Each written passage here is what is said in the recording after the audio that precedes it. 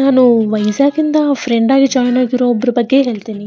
ಅವನು ಜಾಯ್ನ್ ಆದಾಗ ಒಂದು ವಿಷಯದಲ್ಲಿ ತುಂಬಾ ಕ್ಲಿಯರ್ ಆಗಿದ್ದ. He was hoping to find a partner. ಅವನು ಎಕ್ಸ್ಟ್ರೋವರ್ಟೆ, ಜನರ ಜೊತೆ ಮಾತಾಡೋದು ಅವನಿಗೆ ತುಂಬಾ ಈಸಿನೇ. ಆದ್ರೆ ಲೋ ಆಗಿ ಫೀಲ್ ಆಗ್ಬಾರ್ದು ಅಂತ ರೂಲ್ ಏನಿಲ್ಲ ಅಲ್ವಾ.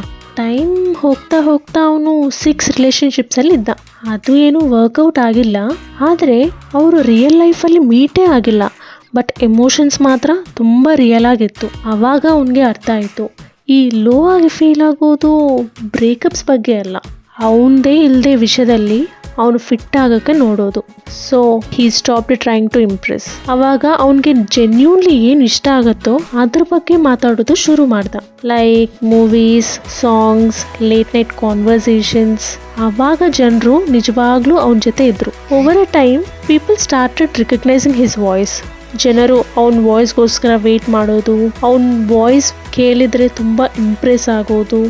ಈವೆಂಚುವಲಿ ಅವನು ರೇಡಿಯೋ ಜಾಕಿ ಆಗಿಬಿಟ್ಟ. And yes, he was named as mister friend. ಅವನು ಫ್ರೆಂಡ್ಗೆ ಬಂದಿರೋದೇ ಒಂದು ಪಾರ್ಟ್ನರ್ಗೋಸ್ಕರ. ಬಟ್ ಆದರೆ ಅವನಿಗೆ ಒಂದು ಕಮ್ಯುನಿಟಿನೇ ಸಿಕ್ತು. Friend, a place where people find their people.